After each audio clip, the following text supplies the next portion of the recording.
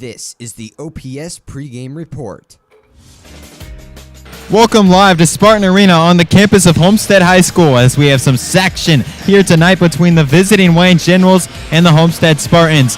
Good evening, ladies and gentlemen. I'm Noah Johanningsmeier alongside Noah Lance as we are now just minutes away from tip-off. And Noah, these are two of the top teams in the conference, both top three right now, clashing with title hopes on the line. This is a huge game and will have huge implications for the SAC. Like you just said, two of the top teams in the SAC already both trying to win the title here. Spartans have a one-game advantage, but that could all be erased here with a Wayne win. Let's get into the OPS pregame show now as we are taking a look at the SAC standings. And as you can see, these two squads, along with Concordia, are standing at the top of the conference. The Spartans undefeated this year in the SAC, 6-0, but Wayne just one game behind Concordia as well. If Wayne can get a big win here on the road tonight and make it a three-way tie at 6-1, it would be very interesting to see how the rest of the season would play out, as we'd likely have a three-way tie with Homestead, Wayne, and Concordia. And these three teams are going to be playing each other for the next 2 weeks. Homestead plays Concordia on Friday. Wayne and Homestead obviously play today, and then next Friday, Wayne and Concordia will play each other. It's going to be fun to see how things shake out over the next couple of weeks. And for Homestead, they've had a long break since their last game, which was 11 days ago, and a win over Northrop to remain unbeaten in conference play. It's going to be interesting to see how the Spartans come out today. 11 days off. It's definitely going to be something you need to adjust to. But Tucker Day back in the starting lineup with Grant Leeper as well. We haven't seen them in the starting lineup together since the Blackhawk game where the Spartans lost by 24 points. So we'll see if those 11 days help Coach Johnson prepare for this game with his two big men. As for the visiting Generals, they also have had some time off heading into this one, as their last game was 10 days ago and a win over Blackhawk, which gave them their fifth straight win. Wayne has been a streaky team this year. Started with 3 wins, then lost, then went on a 5-game winning streak. That was ended by that 3-game losing streak you see there on your screen, and are currently on a 5-game winning streak now. However, something to note, their first 5-game winning streak came to an end on the road in the SAC against Northside, as you see there on your screen. Currently on the road in the SAC, potentially 5-game win streak coming to an end once again. It's been interesting to see these two squads just go head-to-head, and looking quickly at the series history, it's the 66th all-time meeting between these two teams, and it's been Spartans dominant as of late. The Spartans have really been dominating everything in the SAC for a while, and this year they have been really good as well, but they've got the best teams still to come. 10-game winning streak is really impressive for the Spartans, and Coach Johnson overall has had a lot of success against Wayne as well. Just at Homestead, he's gone 24-5. This will be his 30th meeting with them. He has just done a great job coaching against this squad. Just such a dominant, just being able to get his team playing at such a high level, and they have just played so dominant against the Generals. They really have, but this one has a different feel to it. Feels like this one could really go either way, as Wayne is much better than they have been in the past. And now let's send it down to our sideline reporter, Braxton Hall. Braxton? In the first place in the conference, how do your Generals knock off the Spartans on their home court? You know what? We're just going to live in the moment. This is a beautiful atmosphere. We just want to play a good brand of basketball, and you know, the best team is going to win tonight. All right, thanks, Coach, and good luck tonight. Noah, back to you. Thank you, Braxton. And wow, just these two squads, they are ready to go head-to-head here tonight. We got such an intense matchup. SAC title hopes on the line. It's going to be very interesting to see who comes out of this one, and it definitely could determine who wins the SAC this year. It's going to be crazy waiting to see this one, and now we're going to send it down to our sideline reporter, Anthony Gery. Anthony? Thank you, Noah. And Coach, it's been a while since you've been out on the court, but now you've had some time to prepare for this Wayne team and another huge SAC matchup. What do you see in Wayne tonight, and how are you going to win? Well, it's a big night tonight. A very good Wayne team. I think they're like 13-4, tied for second in the conference. So, you know, our kids are going to be prepared to play. I think we are. We had a good week of practice, so we'll see where that takes us. Good luck tonight. Noah, up to you. Thank you, Anthony. And now we are going to take a short break, but don't go anywhere. Coming up next is starting lineups and tip-off of tonight's SAC Showdown, live from Homestead High School.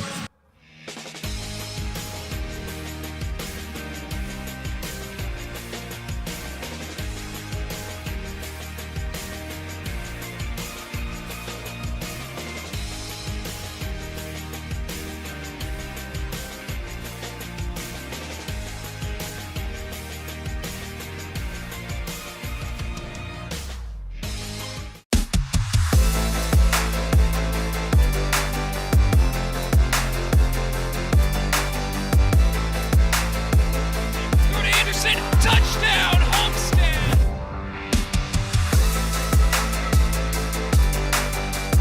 Three dribbles in, mid-range jumper up.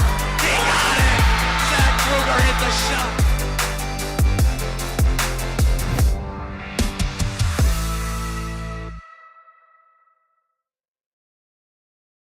For more than 30 years and 2 generations, RT and Colin Green have given Fort Wayne more than proven personal injury representation. They have shared everyday life with the people they serve. These deep ties give RT, Colin, and every member of Team Green Law the local Fort Wayne knowledge and insight to know the best way to help you get the recovery you deserve. See the difference local experience makes. For a free consultation, visit us online at teamgreenlaw.com. Team Green Law, for you, with you.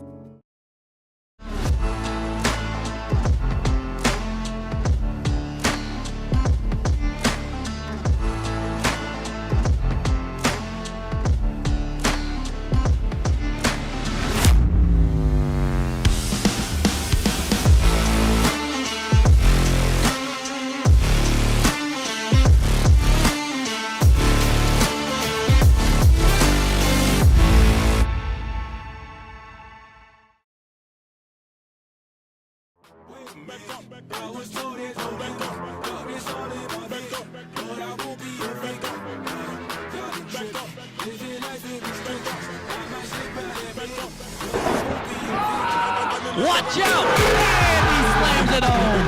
Grant Leaper with a Step dagger. back, 3 ball, swish! Kyron Kalpawicki from downtown again. Pulls up and hits.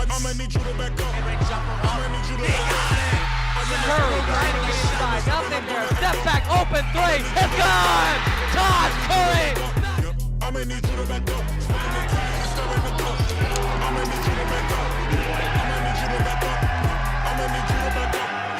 One second! The Spartans are state champions! It's over! It's over! The Spartans are state champions! Welcome back to Homestead High School here as we are set for tonight's SAC Showdown between the Wayne Generals and the Homestead Spartans, as we are now going to be giving you the starting lineups for each of these squads. And just taking a look, as you see there, Preston Comer going to be in at forward for this Wayne General squad, along with Monty Smith, along with Javon Lewis, Chase Barnes, and Zaire Sullivan. It's going to be interesting to see how this team responds to a big game. Only one senior in their starting lineup there, and that's Monty Smith, but he is one of their best scorers, averaging 11.4 points per game. He's got to get them ready to go.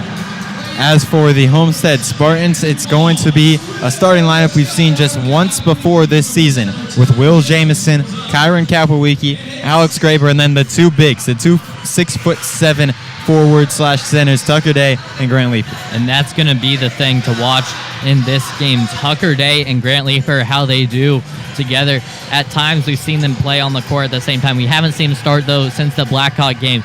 But you got to think that Coach Johnson's going to try to run some high-lows with them. Just from the starting lineups, they have the height advantage, but Wayne also has H.J. Dillard, who's 6'7", who they could try to throw in to counter Tucker Day or Grant Leaper. But overall, it's going to be interesting to see how those two do. It's going to be fun to watch the matchup between these two squads for sure, as they just have been great all season in the SAC. Two teams within the top 3 of the conference.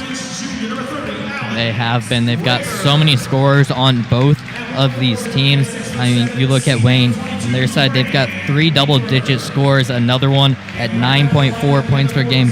And then for the Spartans, they've got 2 double-digit scores, 2 over 16, and those are the 2 guards, Will Jamison and Kyron Kapowicki, who've been doing it all year long. But Tucker Day's at 9.1, Grant Leaper's at 9.3 points per game. So a lot of scoring in this game. Expect some fast-paced basketball.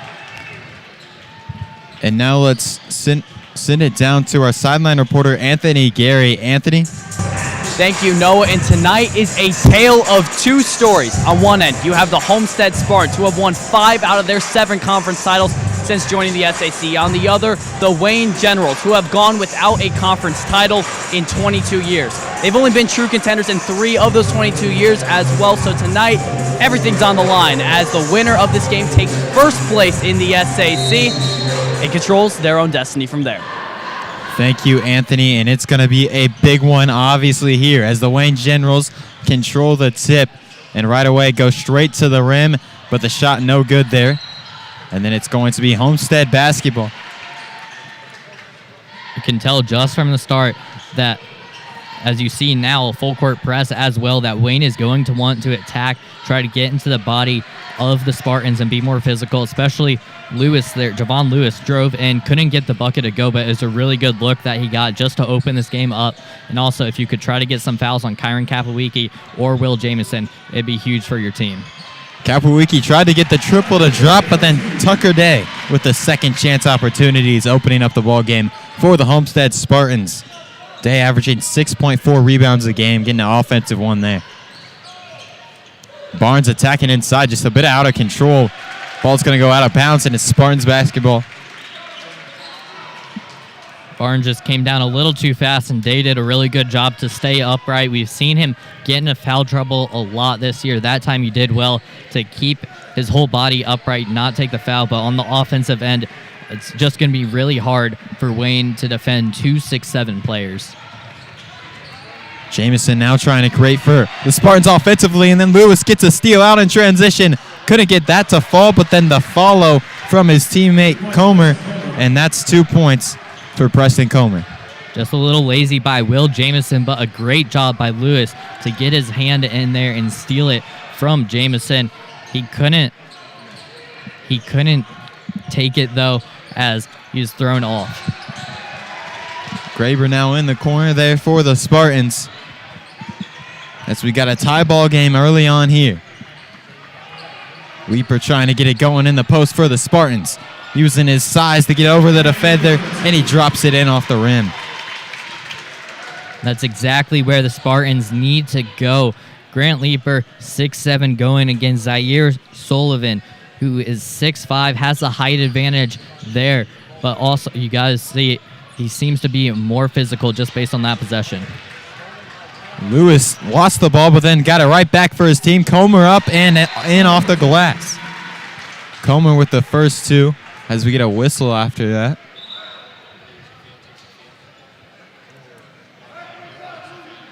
As we got a 4-4 ball game here, a couple minutes in. SAC title hopes on the line as these are 2 of the top 3 teams in the conference so far this season. Homestead, the lone unbeaten remaining in the SAC. Wayne currently tied with second place with Concordia, who's also 5-1. Homestead has done a really good job so far defensively, but Wayne has done an even better job. They've got all 4 points off of turnovers. Jamison's 3-point attempt, no good. The Generals moving out quickly once again as that mid-range jump shot finds nothing. It was deflected, it appeared, and it's going to remain Generals basketball, though. Seems like the Generals are just a step faster so far than the Spartans. We've seen them get some easy points in transition with Comer getting 4 already, having all 4 of their points. But right there, Sullivan was the one to get to the ball first when the Spartans wouldn't try to get it. And there's another turnover for the Generals as Jamison just went coast to coast with a mid-range shot. And then another offensive rebound for the Spartans. And now a triple from Kapowicki, and he knocks it down.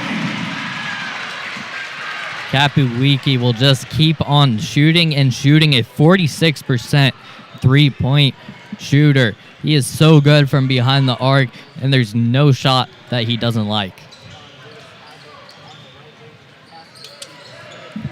And now Smith out there for the Generals, trying to set up this offense as the Spartans with a pretty nice start offensively so far in this first quarter. Generals really have only found points in transition, haven't got much going in the half-court offenses. That's another turnover in the half-court.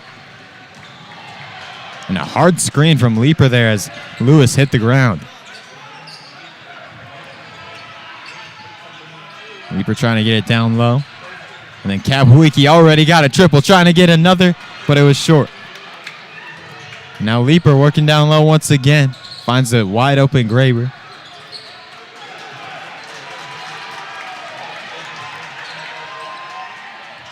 Leaper already with 2 on the night, going strong to the basket and gets it to drop in. Leaper and Day getting the work done down low early in this one, as that forces a timeout from Coach Pickens of the Generals. Well, the big men have already gotten 6 of the 9 points, the other 3 coming from Kapawiki. But Kapawiki's been getting some good looks in this game. Spartans on that last possession had a 5-on-4 break after that hard screen by Leaper. They just weren't able to capitalize on it originally, but Tucker Day on the offensive end getting the rebound. Once again, getting his team more chances, and it ended up being more second chance points.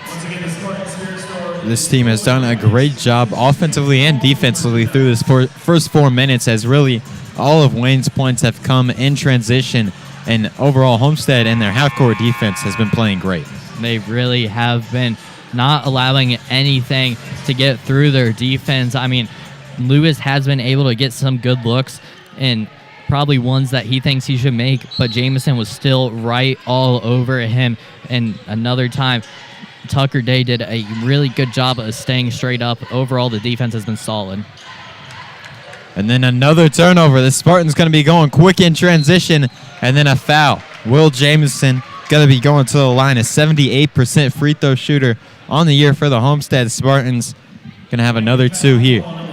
Spartans are really good in transition. They know right away once they get the ball that they're going to run. It's exactly what they did there, and Will Jamison gets rewarded for it. Jamison gets his first point of the night on that free throw, as the Spartans out to a very nice start in this ball game. Jamison gets the second to fall as well.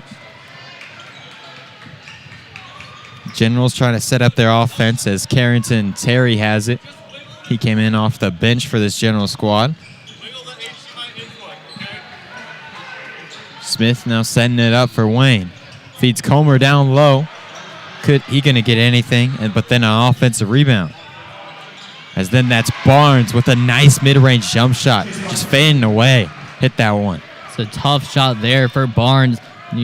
Those are the shots that Wayne is going to need to hit. They're already down 5 in this one. We know the Spartans can score really easily, so if they're going to be taking some contested shots like that, you better think it's going to go in. As Kapawiki now has it outside over to Day. And then a travel is going to be called. Just a mistake there from Tucker Day. That's just some of the inexperience there for Tucker Day. He's a bigger guy, so obviously not used to having the ball in his hand all the time. So that time, just some inexperience being shown by Tucker Day. As Barnes attacks another mid-range jump shot, and it's money for Chase Barnes once again. Back-to-back possessions. He just found his spot, rose up, and dropped it in. It was almost the exact same thing. 2 really tough buckets there by Barnes. He's bringing some life back into the Generals team. They were down 7. Now it's just a 3-point game. As Day now trying to work down low. Goes up strong at the basket. Just couldn't get it to drop. And then the rebound's brought in by Lee. For the Generals here. As Comer will pull the trigger on a 3-pointer, won't go. And then a foul will be called on the rebound attempt. That one will be called on Zaire Sullivan. Sullivan and Comer are going to have to be careful in this one. They're 2 tallest players that we've seen so far in this game. We're still yet to see H.J. Dillard, who's 6'7", but you got to think that those 2 are going to be ones guarding Day and Leaper, and the Spartans already have a height advantage. If either of them get into foul trouble, could really be problems for the Generals. As the Spartans turn it over once again, Barnes trying to get it going in transition, and then a foul will be called on the floor. That one's going to be called on the Spartans' Alex Graber. Spartans up to this point have really struggled with their turnovers. On the season, only averaging 11 turnovers per game, but so far, the Generals have just been capitalizing on every attempt they've been getting. As the Generals trying to get something going outside of Barnes, 2 mid-range jump shots. Hasn't been much in half-court offensive set. He tried to get it again there, but then it got poked away. Great defensive effort from Will Jamison and Kapowicki there. Kapowicki attacking inside, switches hands midair, and bakes it in off the glass. And then just a mistake from the Generals causes the turnover. Spartans will get it right back. That's not what you want at all for the Generals. The Spartans have a chance to get basically some free points there here if they can score after some miscommunication by the Generals, something they will need to clean up. Kapowicki pulls the trigger right off the inbound, and it's short for Kyron Kapowicki. Now Barnes pushing the pace once again for the Generals, and then a blocking foul will be called on Kyron Kapowicki. As he tried to get set there, just was not set in time. And now Barnes will get 2 free throws at the line. 84% shooter on the season from the charity stripe. He's already up to 4 points in this ballgame. Barnes has been really aggressive off of those turnovers you see on your screen. Wayne, 7 up to this point. Homestead has 4, but Barnes on the last 2 has just been attacking the basket, and he's been pretty successful with it.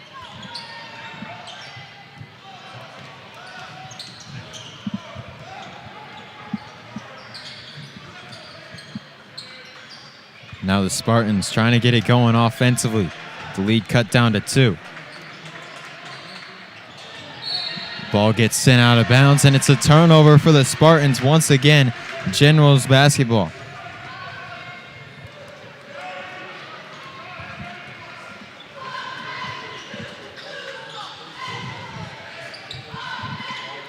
As Barnes has it. Just in between the circles. It's a 2-point ball game. Barnes already with 7 points for this squad. As into the mid-range, a jump shot, no good there for Lewis. Now Jamison pushing the pace for Homestead. Just 30 seconds left in the first quarter. Kapowicki wide open for a 3-ball, and it's in for Kyron Kapowicki. You cannot leave Kyron Kapowicki that wide open on the night. He's now 2 of 4 from behind the arc, but whenever you leave him that wide open, you got to think that his percentage goes up because he's already so good when he's contested. As the squad holding for the last shot, it appeared, but they drive in there. Lewis with the rebound, just 2 seconds left. He hoists it up, and it's no good. And that will bring us to the end of the first quarter of action. It's a 16-11 Homestead Spartans lead.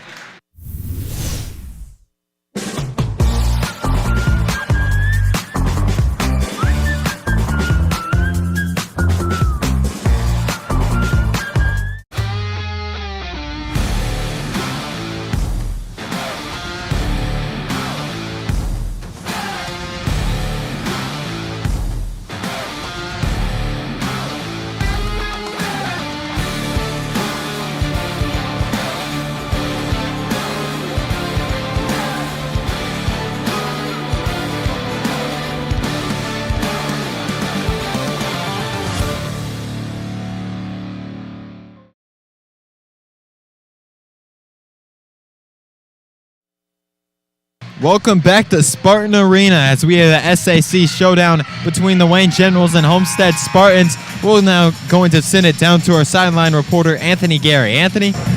Thank you, Noah. And for the few that may not know, the Homestead girls basketball team made it to regionals, winning sectionals last Saturday over Huntington North. They're back at regionals. They'll play against Fishers this Saturday at Marion. Homestead has not been able to get out of the regionals in the last 4 years that they've made it to regionals. Coach Barker is certainly hoping that this year's different. Thank you, Anthony, and it has been impressive to see the Lady Spartans win now 5 straight sectional championships. It really has been just complete dominance by the girls, and the boys have done pretty well on their side, but there's still some time before postseason play. And the Spartans trying to get it going offensively here. Jamison attacking inside, and then he's just going to send it back outside to Shermershine. Spartans had a nice first quarter of action overall, and that was led by Kyron Kapowicki as he got 8 points. It was a battle between him and Chase Barnes. Barnes had 7 for the Generals. Kapowicki had 8. Now that's 11 there after another 3 by Kapowicki. He's really feeling it with 3 threes, but Kapowicki has been able to get a lot more help from his teammates. Outside of him, they've had 8 points, whereas outside of Barnes, there's only been 4 points scored. And then how about Lewis for the Generals, just going right down the court, full steam ahead and drawing some contact, getting himself to the line now. We've seen him do it a few times already this game. Him and Barnes have really been pushing the pace for the Generals, and that's exactly what they need because we see that's where they can capitalize on opportunities, especially if Homestead's going to have 2 true big men in there who are going to struggle getting up and down the court. There's Lewis at the line again, and he knocks it down. Lead down to 6 now. That's really the difference maker throughout this early going of the ball game is really the Kyron Kapowicki threes. As Jamison, a tough shot there, was deflected, but then a second chance, and even a third chance, and third time is a charm for the Spartans as John Parent gets it in off the glass. The Generals cannot be allowing that many opportunities if they want to come back in this one. When you're already down and struggling, you can't be giving the other team even more opportunities like they just did. A turnover there for the Generals. And right now, SAC title hopes on the line with these 2 teams colliding. The Generals just making too many mistakes to try and keep it within reach against the Spartans. They really have been way too many turnovers and not enough boxing out. We've seen the Spartans get 6 second chance points already in this game. As Leaper sizing up down low, just feeds it over to Parent, who's swatted away. That ball goes out of bounds, and it will be Spartans basketball. They will retain possession here after the block shot. That's probably a shot that Coach Johnson doesn't love. John Parent trying to go up against 2 players for Wayne, but regardless, he was able to get the ball back for his team. And once again, another opportunity for the Spartans. As the Spartans have it out with Graber now, trying to get a look for Kapowicki, but the Generals not trying to have any of that, as Kapowicki has already drained 3 triples in this one.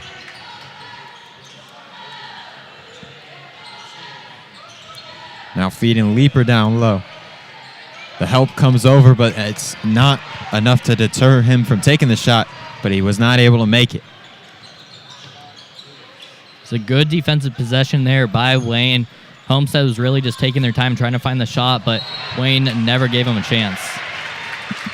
And we've seen a lot of aggressive drives so far in this one from the Wayne Generals. That time it was a little too aggressive, drawing a charging foul. Barnes and Lewis have really been pushing the pace. That was the first time that we saw a charge call on Barnes, as we twice before had seen blocking fouls called when he was trying to drive, and now he's going to come off the court. So Wayne is definitely going to have to look for other sources of scoring because he's got 7 points out of their 13.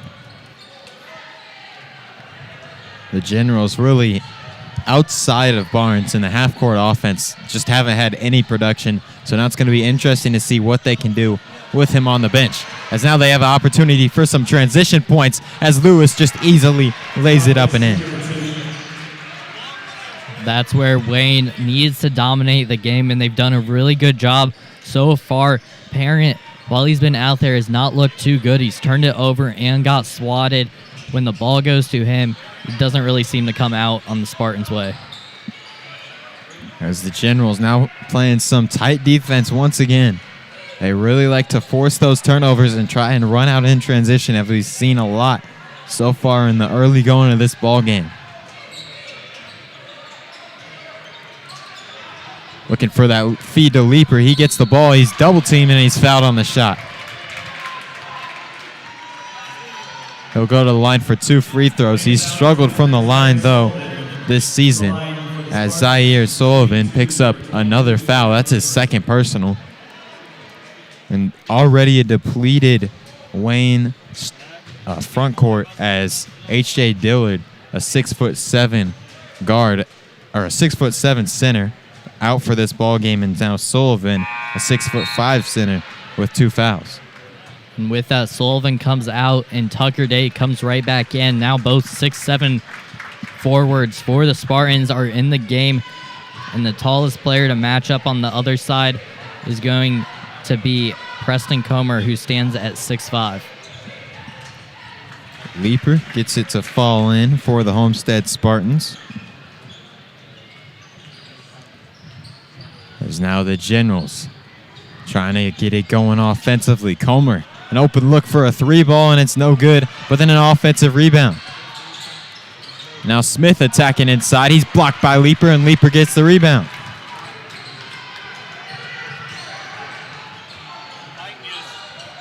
A 7-point lead for the Spartans. They're trying to extend on this here as a steal from Smith. The Generals moving quickly in transition. Comer at the rim, and it's in. Preston Comer saw the 2 6'7" big men right in his face, but still wasn't enough to deter him from putting that up. Wayne on the year shoots 49% from behind the arc, but this game they've been going all inside. That's really where they've been getting all of their points from, and you got to think with how they've been shooting in this game, they're going to continue to attack inside.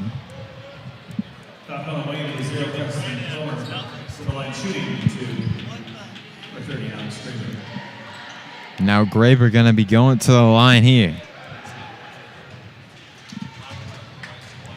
as the foul on the shot was called on Comer, as that's another foul on one of the taller players on the Wayne roster. And that's what the Spartans need to continue to do. Keep on driving and then get it down low to your big men, and you can kick it out if the defense collapses on you, because we know Kyron Kapowicki is hot. We know Will Jamison can hit his threes. So just drive and kick if it's not there. And now the Generals offensively trying to get something going. The lead currently 5 points here.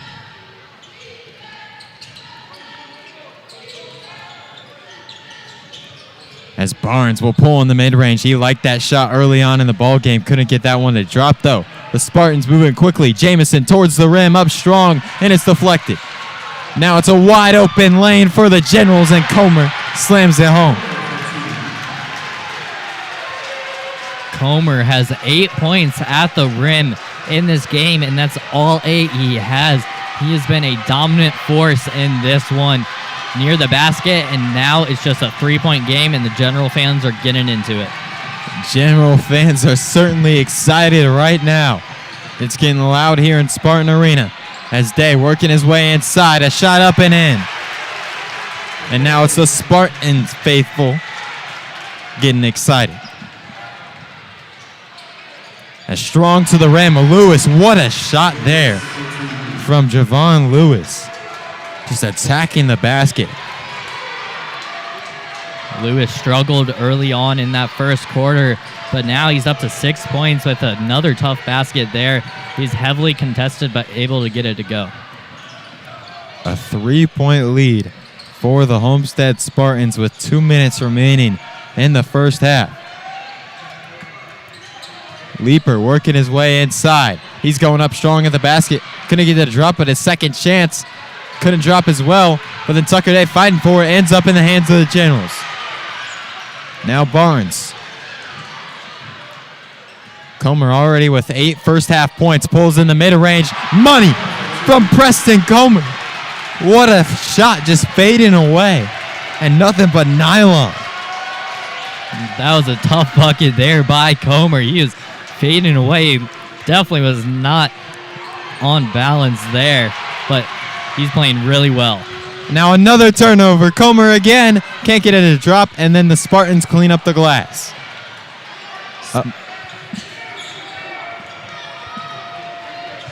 Smart play there by Leaper to slow it down. These two teams running back and forth. The energy is high. You can let it get the best of you, but Leaper making a veteran play by slowing it down. And then Day answering the Wayne Generals run here. A 3-point lead now for the Homestead Spartans. 1 minute remaining in this first half. This is a game that could decide the SAC here, as Lewis strong to the basket and finishes over the 6'7" defender. Back to a 1-point ball game. As Jamison now trying to work his way across the timeline, finally does there, as Lewis pressured him very tightly. Just 30 seconds left in the first half. Spartans might be looking to hold for the last shot, and Chris Johnson down on the sideline, he's calling for that last shot. Smart of him to tell his team to hold on. No reason to go fast. Take the last shot so you know that you have the lead going into half, but Johnson doesn't like what he's seeing. And Johnson going to call a timeout as 17.5 seconds remain in this first quarter, trying to make sure his team gets the best possible shot to close out this half and try to extend on what now is just a 1-point lead. Wayne has really come alive in this quarter. It feels like it's been all Wayne, and it doesn't really even feel like that. The Spartans still hold the lead, but they played really well in that first quarter, had the lead up to 7 at one point in that first quarter. But ever since then, Wayne has just been slowly climbing back into this one. The Generals have been working their way back into this one for a very long time. From the very beginning of this one, the Spartans jumped out to an early lead, got up near double digits, and now the Generals down just 1. 17 seconds left in the first half.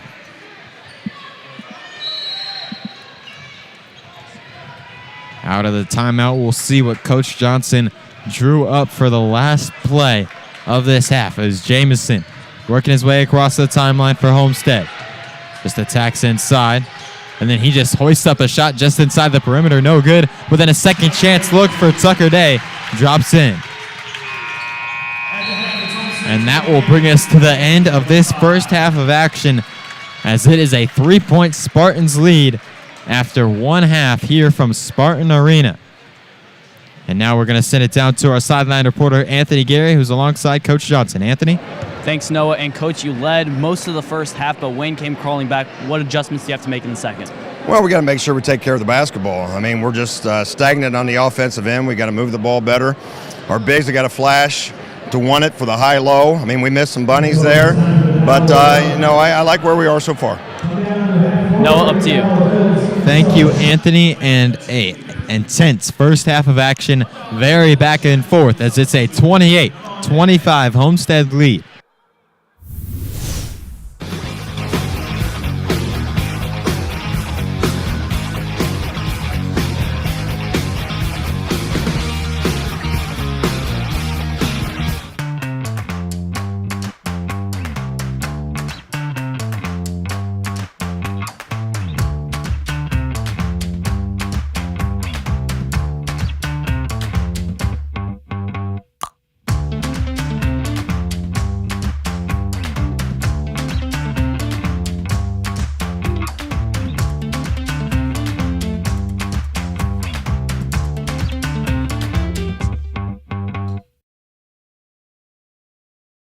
For more than 30 years and 2 generations, RT and Colin Green have given Fort Wayne more than proven personal injury representation.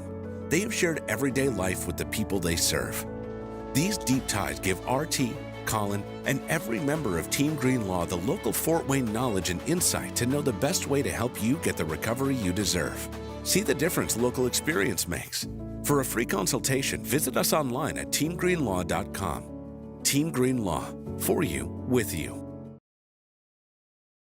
Southwest Allen County Schools is our home.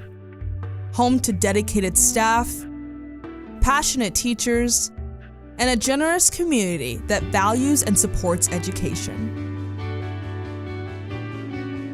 We believe our culture of learning embraces change, flexibility, and innovation. We believe our schools serve as the hub of our diverse community.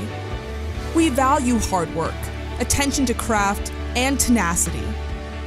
We ask questions, share ideas, and work together to find new ways to do new things, great things, for our students, for our district, and for our community. In partnership with parents, we believe learning encompasses critical thinking, creative thinking, collaboration, communication, citizenship, and resiliency. We take pride in our successes and share in our accomplishments.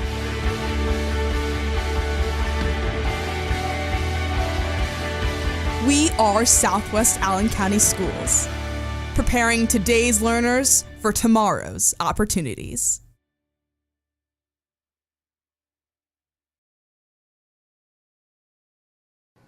Marco's Pizza, located at 10345 Illinois Road, inside the shops of Scott Road. Marcos specializes in pizza, subs, and more. Order online at marcos.com or by phone at 625-6800. Thank you, Marcos, for supporting the .91 FM and being a proud sponsor of Homestead Media's athletics coverage.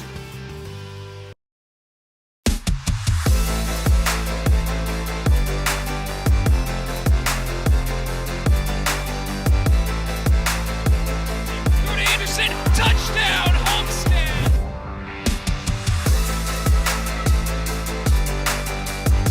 Dribbles it, mid-range jumper up. He got it! Zach Kruger hit the shot.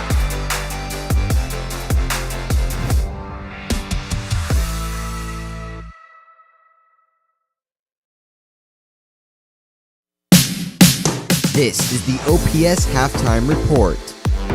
Welcome back to Spartan Arena for the OPS Halftime Report here, as currently Homestead leading 28-25 at the break. And what a first half of action it was overall. These two squads just playing some great basketball. They really have been back and forth all game long. Spartans got an early lead in that first quarter and have really held it since then. But right after that, Wayne came charging back, and Wayne has done a really good job getting themselves back in this game. It's a 3-point game in this one, but that second quarter felt like it was all Wayne. And now let's take a look at the halftime stats here from Spartan Arena. Just looking at the shooting percentages, you see 50%, 48%, pretty similar, but then the three-pointers, Homestead able to knock down 3 three-pointers, all from Kyron Kalpuiki. As for the Wayne Generals, they couldn't hit anything from beyond the arc, although only took 2 shots, 0 for 2 from beyond the arc. Well, that's exactly the difference in this game. I mean, turnovers are the same. One more rebound for the Spartans and one more shot.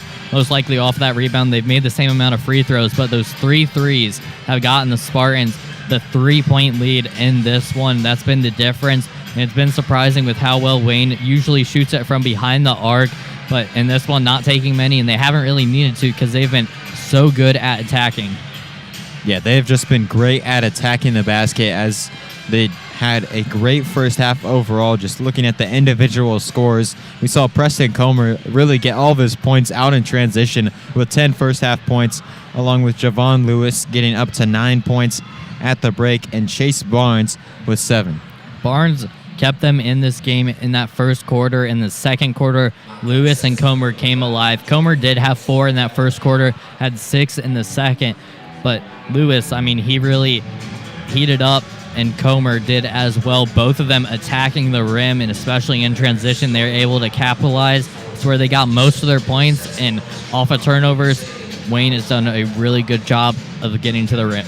And a correction, Javon Lewis actually with 8 points, not 9 points here at halftime. And then for the Homestead Spartans, we saw Kyron Kalpuiki lead the way in the first half with 11 points, along with Tucker Day getting some work in down low with 8. Kalpuiki kind of went quiet with the last few minutes in that second quarter, so you got to think the Spartans are going to try to get the ball back to him, because you know he can fire at any time. He didn't even take too many shots coming down the stretch in that first half, but Tucker Day on the offensive glass has been so good. He's been able to get a bunch of rebounds, a bunch of second chance opportunities, for his team as well as himself.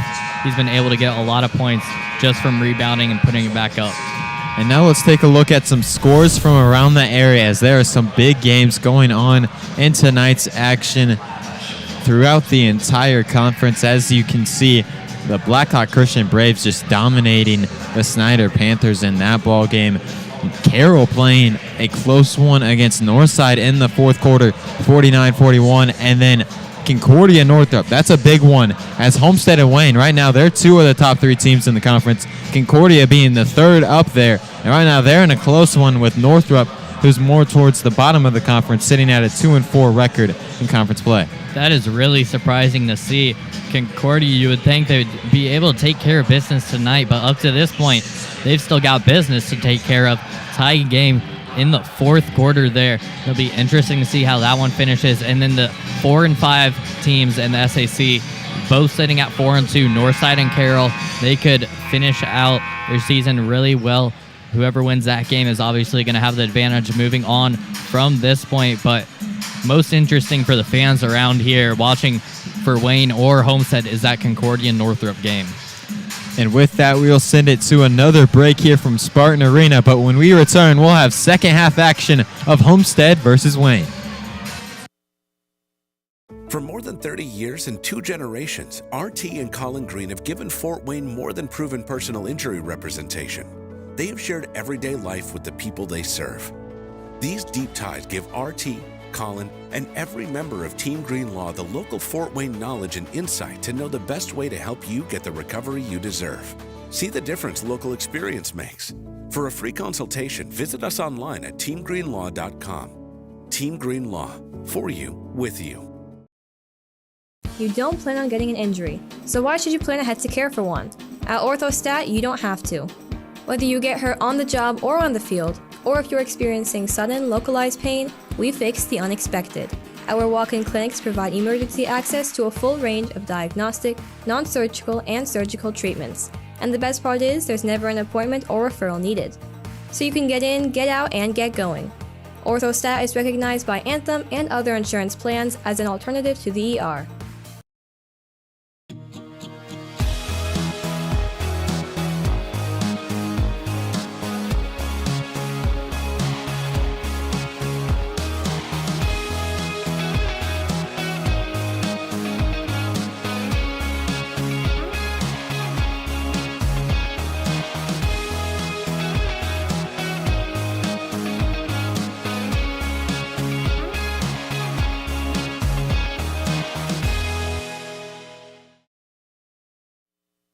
Welcome back to Spartan Arena from the campus of Homestead High School, as we have some SAC title stakes on the line in this one. Two teams trying to keep the control of their conference hopes here. The Wayne Generals currently 5-1 in conference play. The Homestead Spartans 6-0. And as we start off the second half, the Spartans with a 3-point lead. We've got a fun one set up for the second half, a close game with two of the top 3 teams in the SAC. As Comer fades away, just blocked by Grant Leeper. Grant Leeper using his 6'7" frame to his advantage there. As Lewis drives at the rim, couldn't get it to fall, and Leeper cleans up the glass. And Sullivan had to come out in that second quarter when he picked up his second foul. Got to think that the Spartans will try to attack him right away with their 2 bigs. Kapuiki attacking inside, just a mid-range shot, no good. Day tried to save it, and it worked as it ended up in the hands of his teammate Graber. The Spartans looking a little out of control to start off the second half, slowing it down now. In that first half, it was surprising to see Will Jamison not really get too much. He had 2 points from the line, but you got to think that they're going to try to get him to heat up in this half.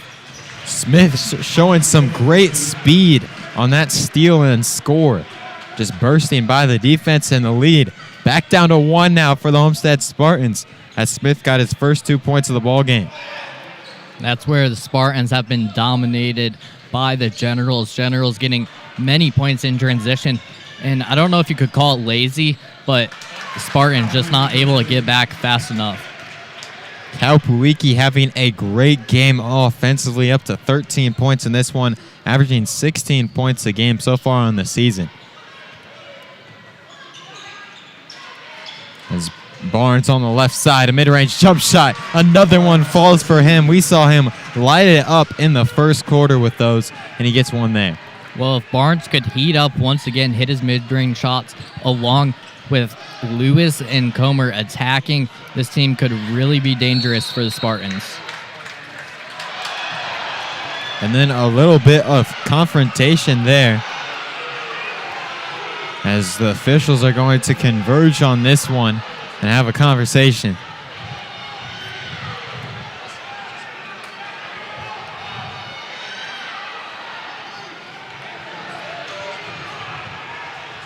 And right now it's a 1-point Homestead Spartans lead, as the official is still talking on this one.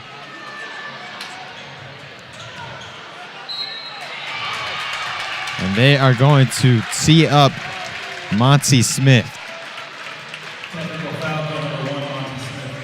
And they're also going to be calling a jump ball here. So now we're going to see Kyron Kaupuiki head to the line after the technical foul.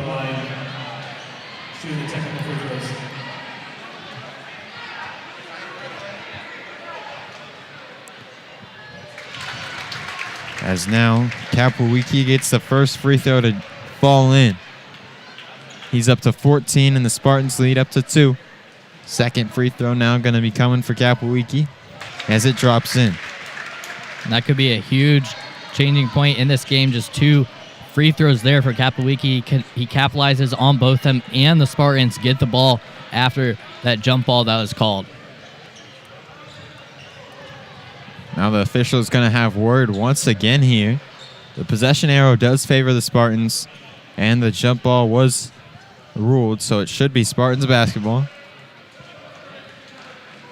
And it will be, as Graber will be the inbounder. Sends it in to Jamison, as the Spartans now with a 3-point lead after Kaupuiki made those 2 free throws and got himself up to 15 points now in this ball game. Jamison at the rim, can't get it to go, and then the rebound cleaned up by the Generals. Monty Smith going strong to the basket, the Euro step, and he finishes it in. Monty Smith, you better watch out for him in transition. He's got 4 points out of the 6 in this half, all in transition for the Generals. And Jamison, he's been dangerous all season long from that mid-range area and gets that one to drop. Lead back up to 3.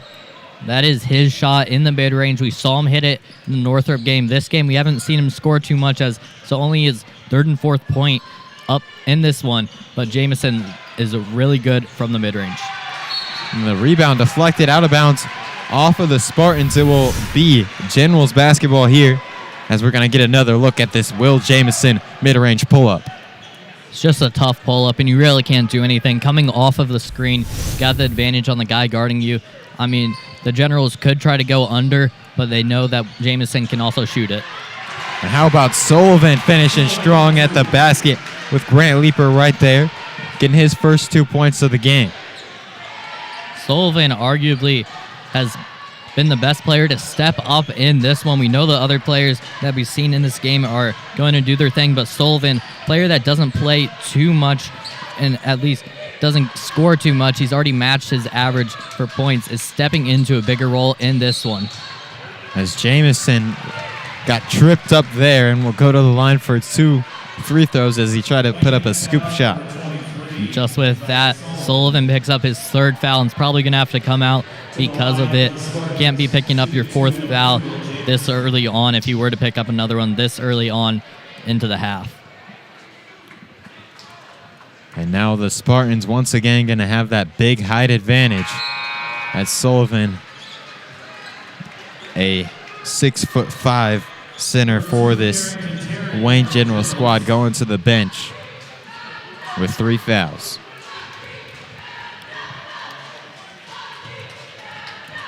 A 1-point ball game here. Will Jamison trying to make it 2, and he can't. But then Day with the offensive rebound puts it up and in, plus the foul. An and one for Tucker Day, and now it's a 3-point game once again for Homestead. Tucker Day again on the offensive glass. He's been so good there in this game. It seems like anytime the ball is going up, Tucker Day is going to have a chance to bring it down. Day's free throw up and in. He has had a great performance all throughout this ball game for the Homestead Spartans, as he gets himself up to 11 points. As Lewis attacking inside, couldn't get that to go in. And now the Spartans running out quickly in transition. Jamison at the basket. It's no good. And then Day tried to follow, but he'll be called for a foul on that rebound attempt. A little too aggressive there by Day, and that's what led to his foul. But, I mean, his aggression has really helped the Spartans get the lead. And this one, that's only his first foul in the game as well. A player that usually is in foul trouble. Coach Johnson loves to see him only picking up his first well into the third quarter. As Smith attacks inside and then loses control of the basketball, out of bounds off of Smith, and it will be Spartans basketball. Homestead up to a 4-point lead now, with over halfway through this third quarter. Jamison getting a screen from Leaper there. The Generals have been playing some tight and aggressive defense all throughout this ball game, really forcing a whole lot of turnovers. And then there's another deflection, as out in transition, it's going to be Lewis finishing at the rim. Lewis now gets himself up to double digits and joins Preston Comer, as it's a 2-point ball game here from Spartan Arena. And you were just talking about the tight defense, and right there, it led to a turnover by Kapowiki. Lewis picks it up and scores right on the other end. It's exactly what they've been doing all night long, getting the ball off of a turnover and scoring on the other end in transition. That is where they've been able to keep themselves in the game. And let's take a quick look at the area score update, as we're going to see Concordia and Northrop. Concordia able to close that game out on a 13-3 run and win that game by 10. That's a great run there by Concordia. Seems like they just completely dominated in the last few minutes of that one, and it was shocking to even see it be 36-36 in the fourth quarter. They were able to close that one out, so now, right now, the Wayne Generals trying to hold on to this one and make it a 3-way tie atop of the conference, as Homestead and Wayne still yet to play Concordia. As Jamison drops that mid-range jump shot in, he's now up to 6 points in this ball game. As now attacking inside, a bucket drops for the Generals.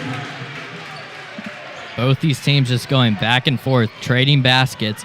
It's going to be which team can get a string of stops to get themselves well into the lead. And that's going to be an offensive foul on Will Jamison. Just came flying in there, a little too out of control.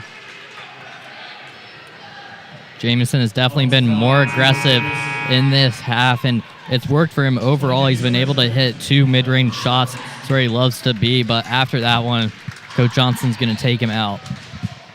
And Jake Schermershine will check in now for the Homestead Spartans, as it's a 2-point Homestead lead. It's been a close game within a couple points, a 1-possession game for now almost 8 minutes of this ball game straight, as Kapowiki gets a steal for the Spartans. And now Schermershine in the corner, a 3-ball won't go, but an offensive rebound for Graber. Back out to Schermershine, another triple, and it's long again. And then the rebound this time brought in by Barnes of the Generals. He's going. A floater in the mid-range, and it drops in for Chase Barnes. Great recognition there by Barnes to see that Kapowiki was trying to take the charge and then just pull up with a little floater. He's now the third player for the Generals into double digits, him, Comer, and Lewis. The Generals have had production from many throughout this ball game, and they've really had that all season long, as Leaper with a strong finish. Leaper is so good down low. Once he gets it down there, you got to think that he's going to be shooting it because he has great touch whenever he gets it around the paint. Kapwiecki now across the timeline for Sparty. As it's a 2-point Spartan lead. And that time, Lewis just a little too aggressive, just batting at the basketball and ending up hitting Kapwiecki's arm there and picks up a foul. That's the 4th one now on the Generals in this half. 3 away now from the bonus. And that could really benefit the Spartans as they'd just be going to the line first for 1-and-1s on the year, 69%. So it really depends on who goes to the line. As Day has it outside, feeds Leaper down low. Leaper scored on the last possession, double team, and then just kicks it out to Graber. Big men have been having a pretty good game so far for the Spartans, as a foul will be called down low on the defender this time, Preston Comer. Just about everybody for Wayne thought that was an offensive foul. We know Grant Leaper is very aggressive down low in that he does commit a lot of offensive fouls, but that time it's going to go in his favor.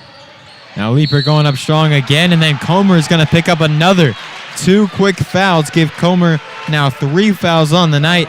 So that's another big guy in foul trouble for this squad.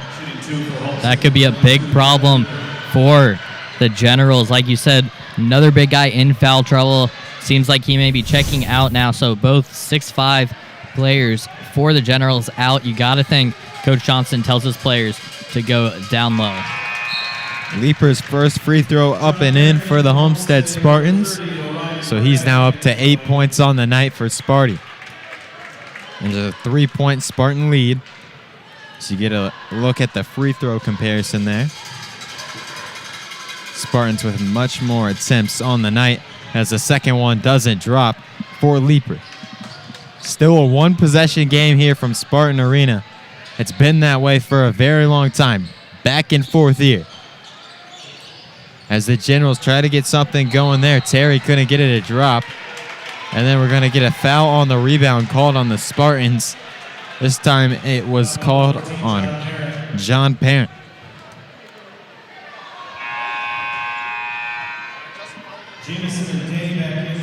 As Will Jamison and Tucker Day will check back in for Homestead here. Jake Shermershine and Grant Leaper will head to the bench. 43 seconds left in this third quarter of action. Right now, Lewis has it outside for the Generals, trying to create something offensively. As Lee setting up the offense. With under 25 seconds, they may just hold for the last shot here. As Lewis just right away goes inside, but then an offensive rebound gets stripped away. Graber now has it for the Spartans. After forcing the turnover, then loses control of the basketball, goes out of bounds, and it will stay Spartans basketball. Well, that's exactly why it's probably better just hold for the last shot there. Guarantee that you're going to be within a 1-possession game going into the fourth quarter, but instead Lewis gets a little aggressive, doesn't work out, and then ends up being stolen away by Graber, and Spartans have another opportunity to score, make this one a 2-possession game going into the fourth quarter. Now Graber sends the inbound in, 10 seconds left. Jamison getting it going with 7 seconds. A 3-point Spartans lead, trying to extend. Feeds Leaper right at the rim. An easy 2 for Grant Leaper. And now will bring us to the end of the third quarter, as Grant Leaper helps the Spartans take a 44-39 lead here. We are now going to be sending it down to our sideline reporter, Anthony Gery, who's alongside Lady Spartans basketball head coach Rod Parker. Anthony? Thank you, Noah. And Coach, big regional game coming up. What do you see in Fishers, and what are you doing to prepare? Well, they're a very athletic team. Obviously, they're on a great streak. They haven't lost since November. But, it's a team I think we match up pretty well with. They're not real tall, real big. They're athletic. But we've played teams like that on our schedule this year. Good luck in that game. Thanks. Appreciate it. Yep. Noah, up to you. Thank you, Anthony, and it's going to be fun to watch the Lady Spartans compete in regionals this Saturday as they just got school history in winning their 5th straight sectional title this past weekend. Team has been so dominant for so long. The senior class has won every single year that they've been in their sectional. They've won their sectional all 4 years. Allie Stevens and Molly Stock, the 2 main seniors on the roster. But what about that first game against Columbia City? Not the favorites going into it. Columbia City were, but down 2 with 5.7 seconds left. Maya Evs gets the ball and gets fouled on a 3, then goes to the line with just ice cold blood, ice in her veins, and is able to knock down all 3 free throws and get the Sparty dub. And now for the Homestead Spartans, a 5-point game here. Homestead leading. SAC title hopes on the line. Graber takes it on the left side here as the Spartans playing great basketball. Day driving inside, and then the rebound just controlled by the Generals. Barnes with it inside, then kicks it out on the perimeter. A Lewis three-pointer, and it's in. A huge 3 by Lewis there gets him up to 15 points, right around his season average. But that's the first 3 that Wayne has hit in this one, and it cuts the lead down to 2 for the Spartans. And then a charge will be called on Will Jamison, and the Spartans, or the Generals rather, will have a chance to either tie this ball game or take the lead on this possession. Just over 7 minutes remaining in this fourth quarter. Carrington Terry doing a great job getting his body in front of Jamison. That's the second charge that we've seen on Jamison. As a fading three-pointer drops in, Javon Lewis is playing out of his mind. Back-to-back 3s for Lewis, and it's a Wayne lead. All of the sudden, it was a 5-point game coming into this, but a minute later, it's the Spartans, but Will Jamison answers right back, and yeah, I think these 2 teams are just going to run back and forth trading baskets. Javon Lewis playing great basketball right now. If he gets the ball here, I'd almost be surprised if he doesn't take another shot. As Barnes drives inside, puts it up, and it won't fall. Rebound tipped around and finally controlled by the Spartans. I would have agreed with you with that Lewis statement. I think you should have gone with Lewis. He's got the hot hand there. We know Barnes has hit some tough shots, but right now, Lewis has the hot hand. And here goes Lewis, right to the rim, feeds it over, and then Grant Leeper, an aggressive foul there. Came flying in for the block. And now that is going to send Carrington Terry to the line. Actually, it's just going to be an inbound. Leeper jumped right on top of Terry. It's good to see that Terry has got up easily and that nothing's wrong there, but those are always the scary ones when you see another player jump on someone. As in the corner, Lewis attacking inside. The ball gets tipped away and stolen by the Spartans. And then a kick ball will be called, and it's going to remain Spartans basketball. Spartans really need to slow it down. We haven't seen Kapowicki get a good look in a while. He just came up and airballed it. It may have been blocked, but we haven't seen him get a good look. You got to think maybe run a play for him or run a high-low here with your 2 bigs. And now a turnover. Sullivan with it for the Generals, and that's going to be a charge.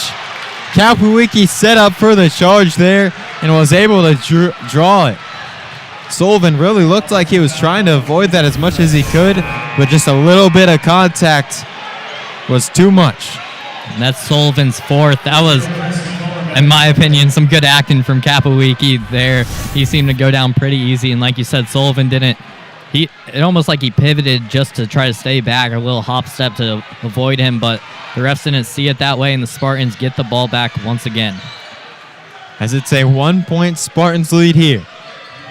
Day trying to feed Leeper down low, didn't have it, so he just gives it out to Kapowicki. Now driving inside, a shot at the rim, and it's no good. It looked like it may have been deflected, as now the Generals out in transition, and they get an easy 2 at the basket from Monty Smith. Smith has been so good in this half in transition. We saw Lewis and Barnes and Comer do really well in the first half, but this half it's been Smith who's been really good at getting the ball off of a turnover or rebound and going in transition. A 47-46 Generals lead here, 5:04 left in the fourth quarter of action. SAC title hopes on the line.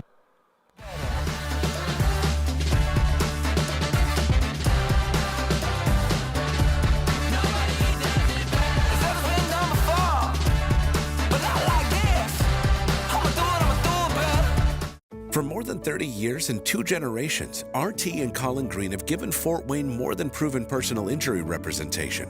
They have shared everyday life with the people they serve. These deep ties give RT, Colin, and every member of Team Green Law the local Fort Wayne knowledge and insight to know the best way to help you get the recovery you deserve. See the difference local experience makes. For a free consultation, visit us online at teamgreenlaw.com. Team Green Law, for you, with you. Welcome back to Spartan Arena here as we have a 47-46 Wayne Generals lead. What a start to this fourth quarter we've had. It has been back and forth, and now it's Wayne with the lead. We saw Lewis hit back-to-back threes to start it off for the Generals. Jamison came back down and got the lead back, and then just running in transition was Smith Jr., and that's where we are now with a Wayne 1-point lead. As now it's Grant Leaper down low, double teamed, and then a travel will be called before the shot attempts. A turnover for the Homestead Spartans as we have a 1-point Wayne lead. Wayne's now got possession. That could be a big play to come later down in this game. You got to think if Wayne can get a shot here, either 3-point lead or 4-point lead, potentially get out to 2 possessions, that would be huge for them. As Lewis just fell to the floor there, was able to maintain his dribble until a jump ball, a tie-up, which will remain possession for the Generals. These refs really aren't calling much. It seemed like Leaper ran right into Lewis, and on the other end, it seemed like Leaper was fouled down low, so they're really letting him play in this one. As now 4 minutes remain in this fourth quarter. The crowd getting loud here at Spartan Arena. As Lewis kicks it out to a corner, a Comer three, and it's in for Preston Comer. No first half triples for the Generals, but here in the fourth quarter, they're draining them when it counts the most. They've got 3 in this fourth quarter alone. They've done so well getting open looks. A three-pointer from Graber, he can't answer. Now Jamison, he's blocked, but then a foul will be called on Preston Comer, and that is going to be yet another one on him, his 4th personal.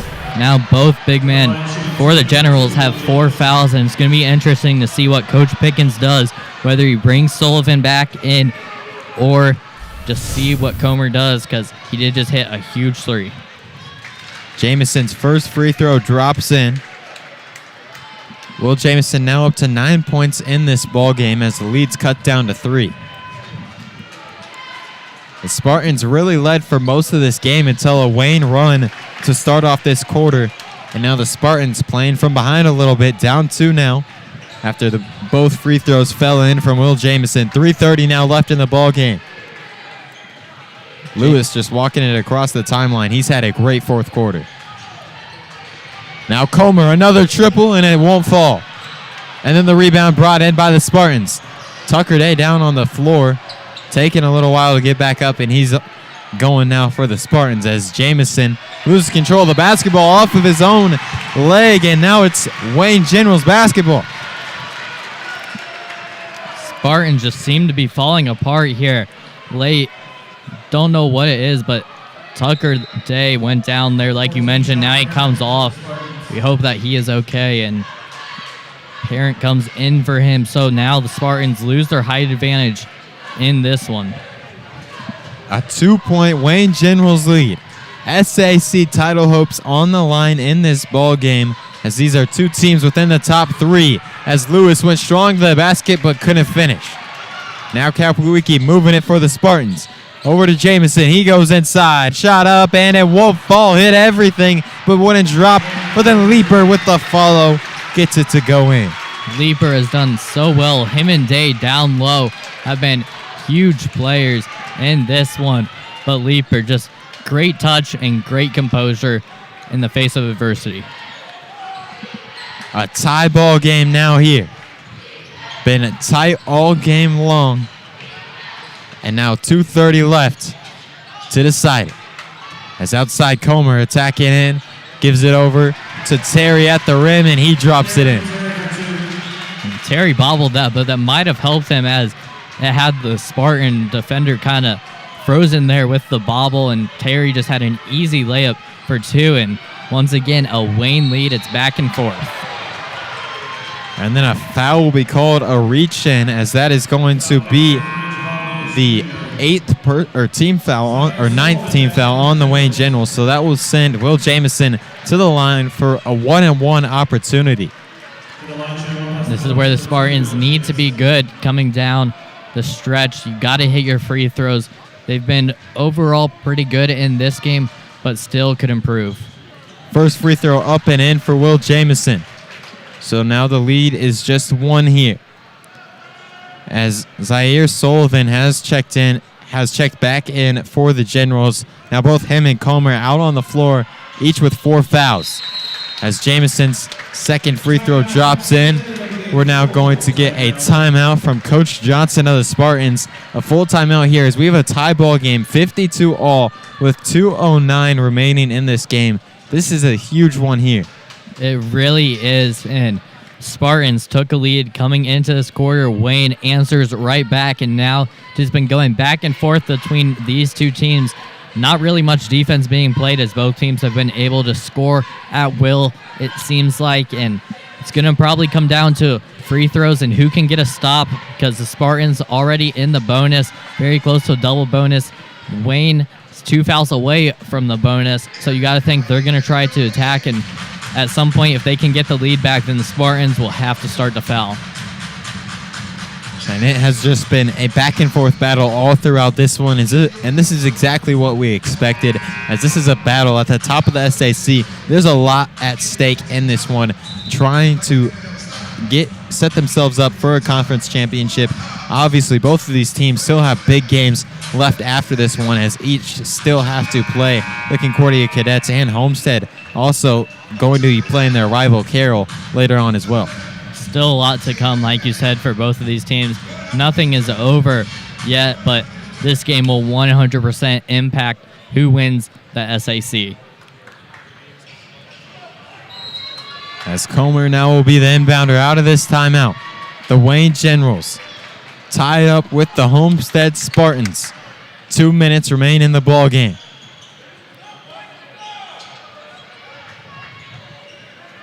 As Smith has it outside for this Generals squad. And once again, both of the Generals' big men out there, Sullivan and Comer, each with 4 personal fouls. That could be something to watch over these last couple minutes. Comer going to pull a three-pointer, and it can't drop. And the foul will be called on the rebound. It appears that was going to be on the floor on Tucker Day of the Spartans. So it will remain Generals basketball here, even with the miss. Well, it's good to see Tucker Day back out there, but not great if you're Coach Johnson for him to pick up that foul right there. And now one more foul will send the Generals to the line. And then we're going to get a timeout here from Coach Pickens of the Generals, and we will take a timeout with them here, as it's a tie ball game. 1:43 remain in the fourth quarter from Spartan Arena.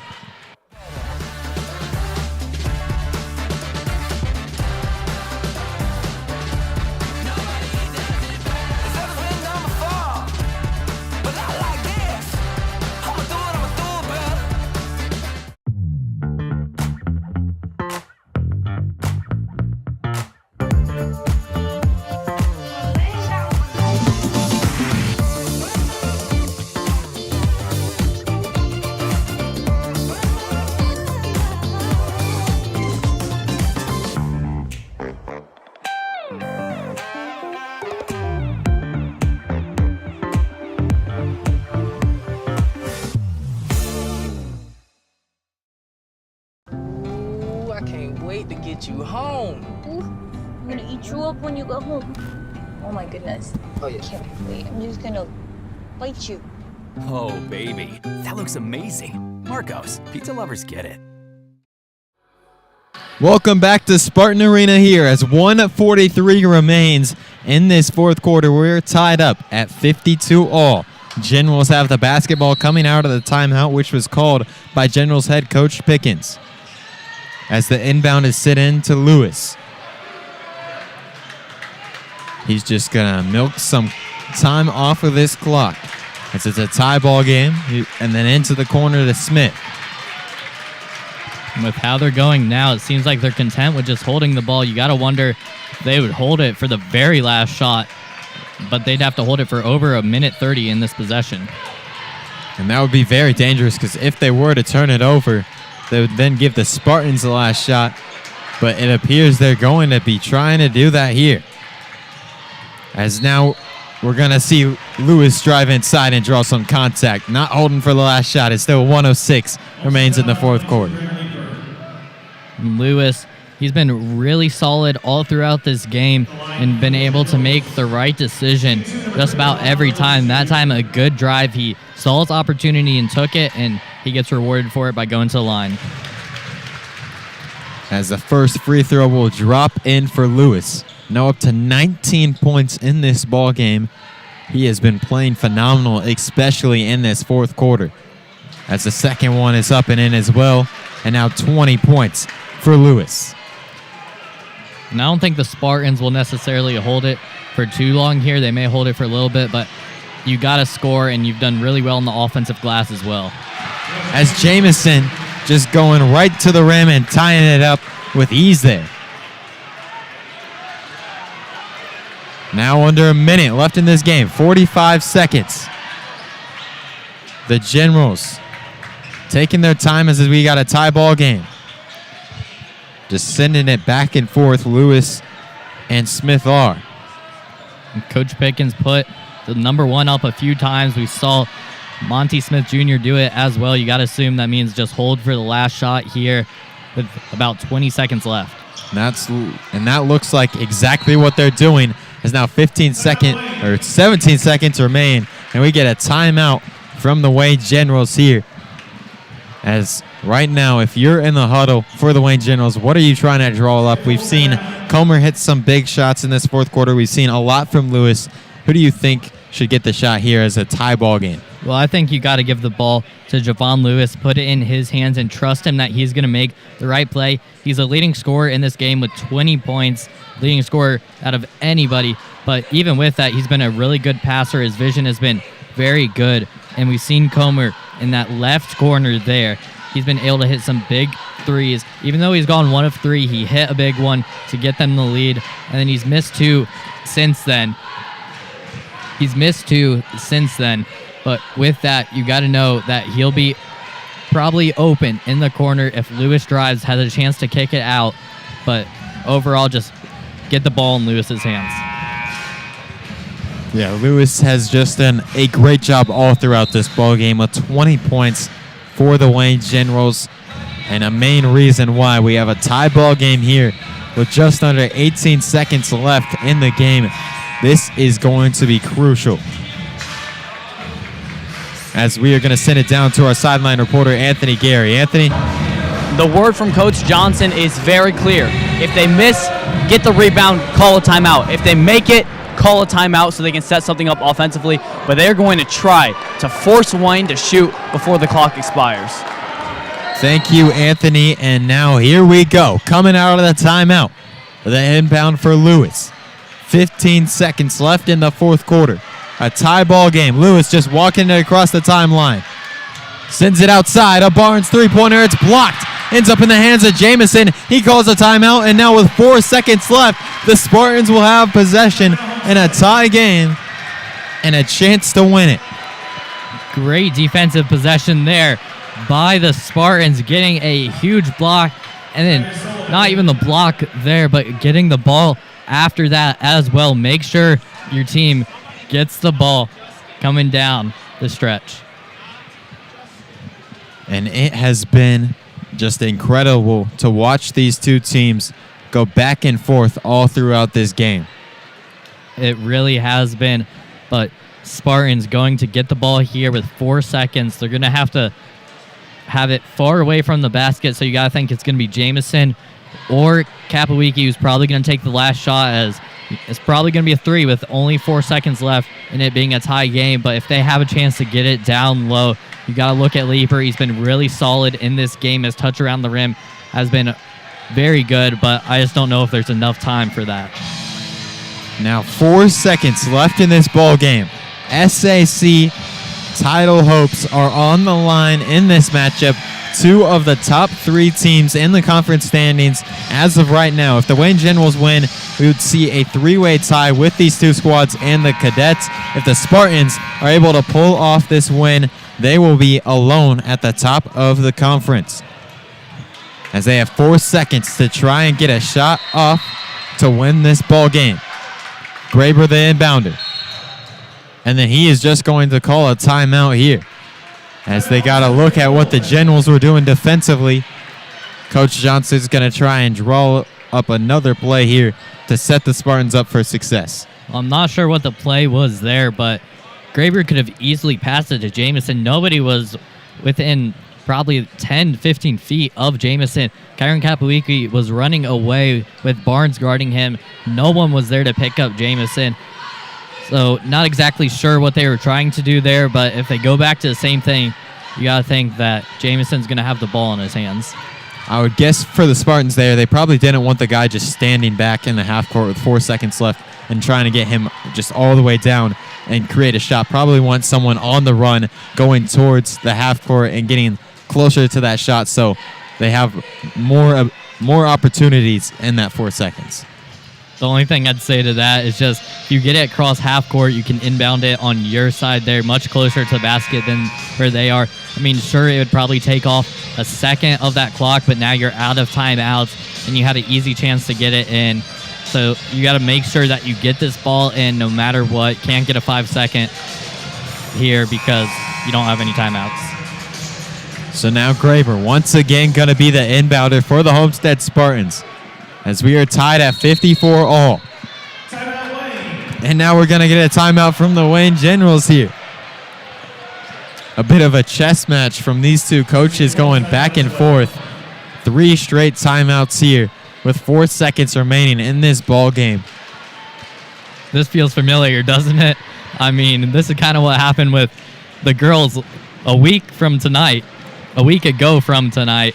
It was Columbia City and the Spartans. 5 timeouts called between the 2 teams in the last 5.7 seconds. Now in this one, we've got 3 timeouts already called with the last 4 seconds, but now neither team has a timeout left. No more chess to be played, just some basketball. Just a tie ball game here. And for the Homestead Spartans, you've already talked about it a couple times, but who are you going to in this moment? 4 seconds left. A tie ball game. Well, with what I've seen so far in this one, I think you got to go to Jamison if he's wide open. But if I'm Johnson, I'd rather have the ball in Kapowicki's hand just because he's played better in this game. He's been much better with his shots from a distance. However, here they're setting up as they have many times before. So you got to think Jamison's probably going to get it. And here we go. Graber to be the inbounder. Hits Jamison on the run across the timeline. Pulls up for 3, and it's no good. And that will bring us to the end of regulation, and we'll have some extra action here from Spartan Arena as it's 54 all, and we will have some overtime. After these short messages, we will return with overtime from Spartan Arena.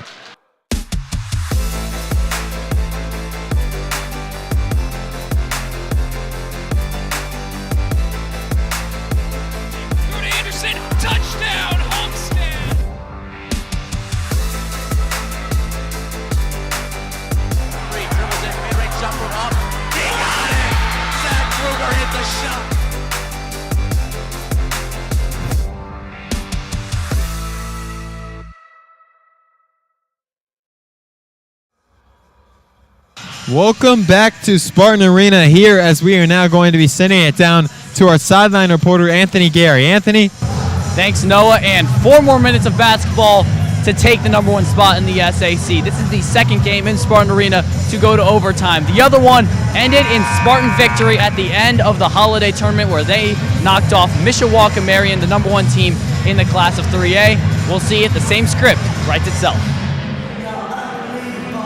Thank you, Anthony. And actually, this is the third game in overtime in Spartan Arena. The second boys game, as the first one ever was an all-time classic. The Huntington North girls winning on a half-court buzzer beater against the Lady Spartans in this arena. Yeah, that one definitely much more memorable than the other one because of that half quarter. So we'll see if we have anything crazy like that here tonight.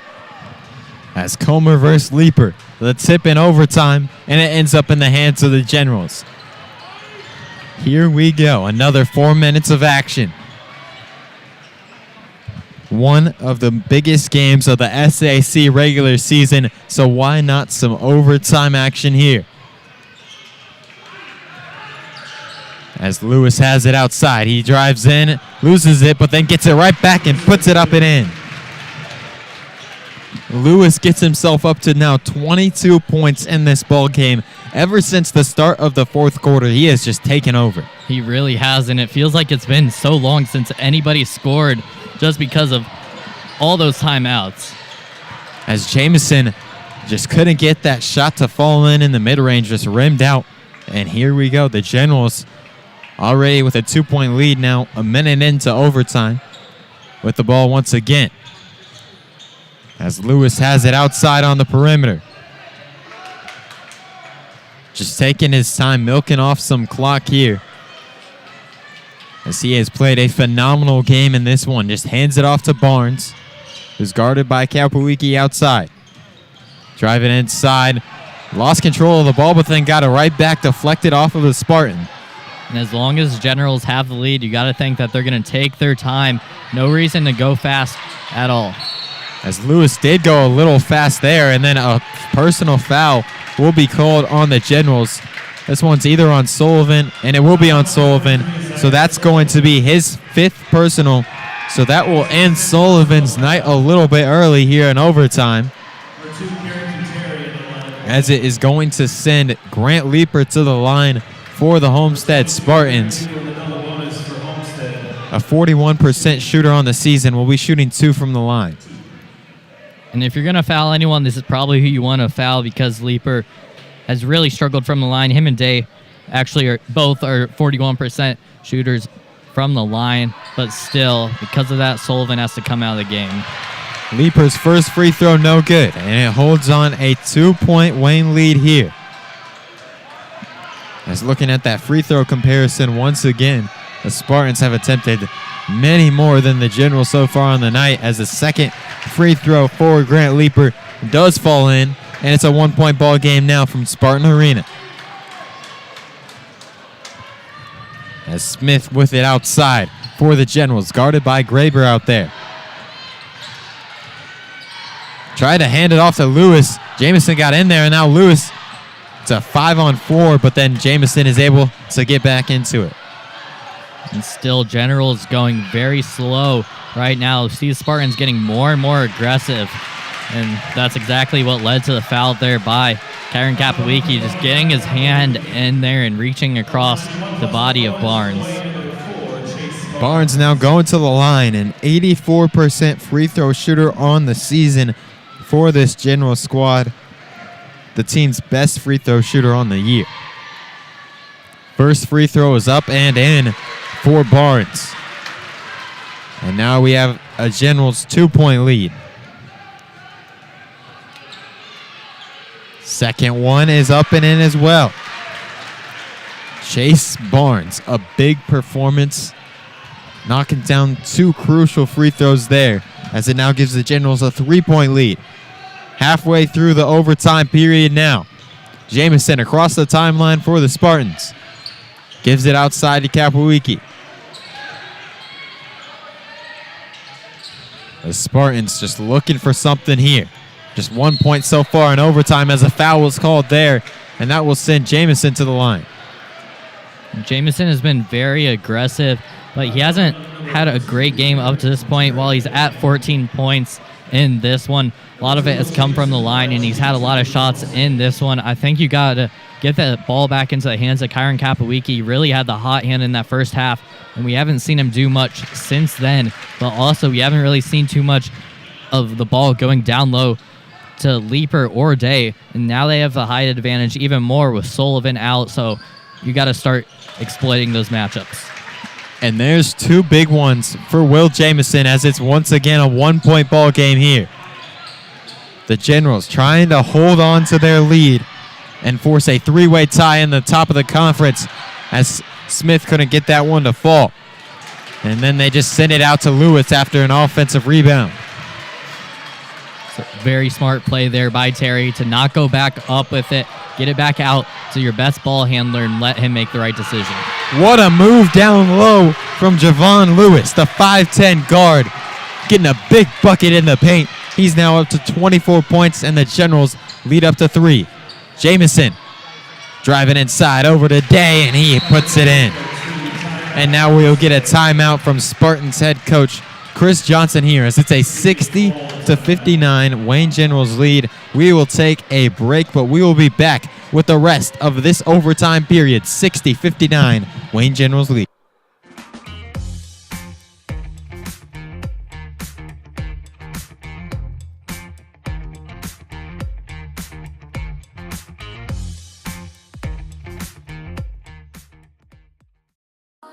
What limits you? Too small, too old, insecure, broken. You have no limits.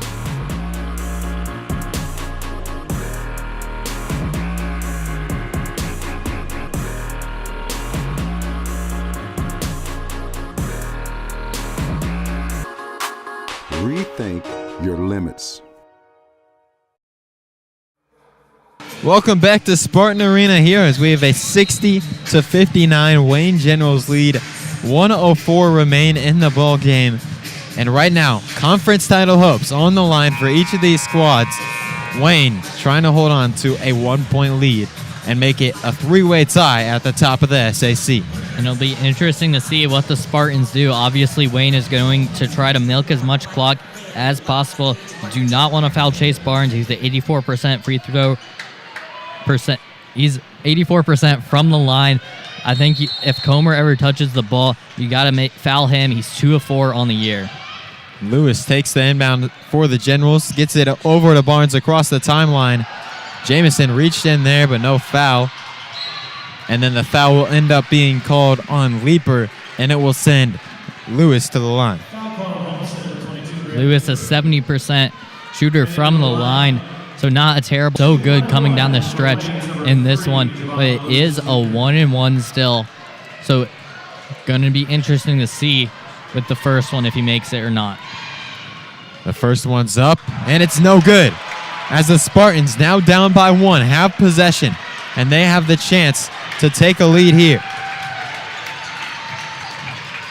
As Jamison works his way across the timeline, a big mid-range pull-up, and it can't fall. The rebound tipped around, ends up in the hands of the Generals, and then a foul will be called, and it will send Monty Smith Jr. to the line. Huge rebound there by Terry. Even better box out, getting it away from Tucker Day. He's about 3 inches down from Tucker Day, and obviously that wingspan is going to help Day even more, but Terry able to rip it out of his hands, and then Smith Jr. doing a great job getting it. Now he's going to go to the line. Smith Jr., the first one up, and it's in. So now a 2-point Wayne Generals lead. 36.1 seconds remaining in this overtime period. Smith, a 63% shooter on the year from the line. Second one's up, no good. 2-point ball game. Spartans have it. Jamison gonna work his way across the timeline as the Spartans with no timeouts here.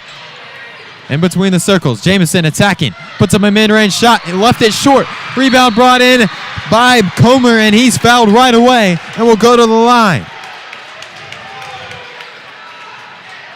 Jamison just trying to be the hero back-to-back possessions. But at one of these points, he probably should have passed it because he's been trying to do too much in this one.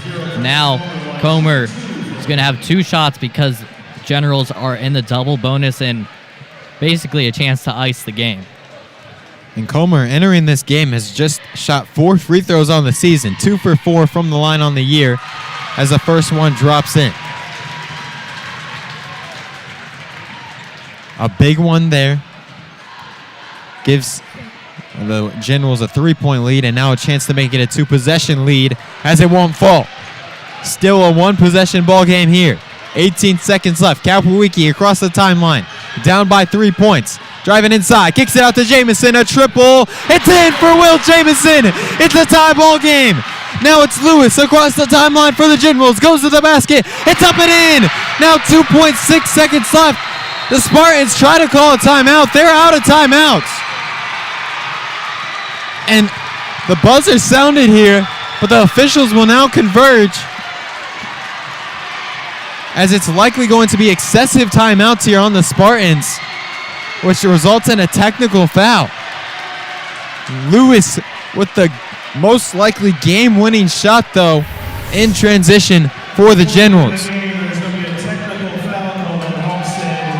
It's a great job by the Generals to not let the Spartans get set, go right away. You got to know that that's what you need to do. After Jamison hits a huge 3, makes up for everything else, but none of that matters after Generals were able to just outrun the Spartans and get a huge dub. And it is going to be Chase Barnes at the line, going to be shooting 2 free throws for the Homestead Spartans here. Or for the Generals, excuse me. As the first one is up and in for Barnes. Now a 3-point lead for the Wayne Generals, 2.6 seconds left. The second one drops in as well for Chase Barnes. So now a 2-possession ball game, 2.6 seconds left, and it's Wayne Generals basketball. As they just send the inbound in, and that will do it. The Wayne Generals come into Spartan Arena and steal one from the Homestead Spartans, winning this game 66-62. What a game here tonight. In overtime, Wayne getting the job done, and it was Javon Lewis taking over in that second half, and no 2 more important than his last 2, getting the huge win here. And now Wayne sits atop the SAC with Homestead and Concordia. Lewis finishing with 26 points in this ball game, playing out of his mind all throughout the fourth quarter and in overtime. Just a great performance from the Wayne Generals to be able to hold on and now force a 3-way tie at the top of the SAC with Wayne, Homestead, and Concordia all sitting at 6-1 now. It's going to be interesting to see how this season finishes. Like you said, 3 teams at the top now, and still a lot of basketball to be played. Homestead's got Concordia coming up. Wayne also has Concordia coming up. Those 2 games are going to be huge for who wins the SAC. And now let's take a look at the final stats from tonight's ball game, as it was an impressive performance from the Wayne Generals all around. We saw at halftime they had not hit a single 3-point shot, and then they ended up with 3 3-pointers on the night and shot 52% overall from the field. Those were huge 3s in the fourth quarter. All 3 of them came in the fourth quarter, and it really helped them get into this game. They got 2 early on. It was Lewis who brought them back in the game. They were down by 5. Then they got a 1-point lead, and it was back and forth all throughout, even early on in overtime, but a huge win for Wayne. A great win for the Generals here, as they now put themselves within the top tier of the conference. They already were within that top 3 range, and now they control their own destiny with the rest of the season, as they still are to play the Concordia Cadets. Yeah, and if they can win that game, they would win the SAC, assuming they would win their other game as well. So Wayne, they've got Southside coming up next on Friday, and then they have a whole week off. Got Concordia at home. If they can win both of those, Wayne Generals will be your SAC champs. And talking about the Concordia Cadets, Homestead will play against the Cadets on Friday here at Spartan Arena, and we will have that game here on Homestead Live with a 7:30 tip-off on senior night. It's going to be a fun senior night. Another great game we should have, but also Spartans got to recover after this one. Had some extra time in it, couldn't get the job done. A lot of players were able to score a bunch, 4 different players in double digits, but outside of that, nobody else could really score. And the Spartans overall just got outplayed. And now let's take a look at the scores around the area as all other games have gone final. And we saw earlier Concordia was able to close out against Northrop, so that makes it the 3-way tie at the top of the conference. Blackhawk had a dominant showcase against the Snyder Panthers, dominating that game. And then another SAC matchup, Carroll Northside. Carroll being able to pull that one out in a 6-point win. Concordia had a close one in that fourth quarter, 36-36, but we expected them to win that. Carroll was tied with Northside, both at 4-2 going into that game. Now Carroll has the 1-game advantage and the tiebreaker over Northside, so you got to think they'll stay clear of the Legends for the rest of the season. Blackhawk, just complete dominance. 96 points is just crazy to see, and there was likely a running clock because that is a 37-point victory, so even to get up to 96 is just crazy with that. And then over on the right side, Norwell continues to roll, and the Spartans going to be playing Norwell later on this year. That will be a fun one. And with that, we will now wrap up tonight's broadcast of the Wayne Generals 66-62 win over the Homestead Spartans. On behalf of the entire Homestead Live crew, including producer Trevor Newhouse, switcher Joel McChesney, our camera operators, sideline reporters Anthony Gery and Braxton Hall, along with color commentator Noah Lance, I'm Noah Johanningsmeier, saying so long from Spartan Arena. This has been a presentation of Spartan Basketball on Homestead Live.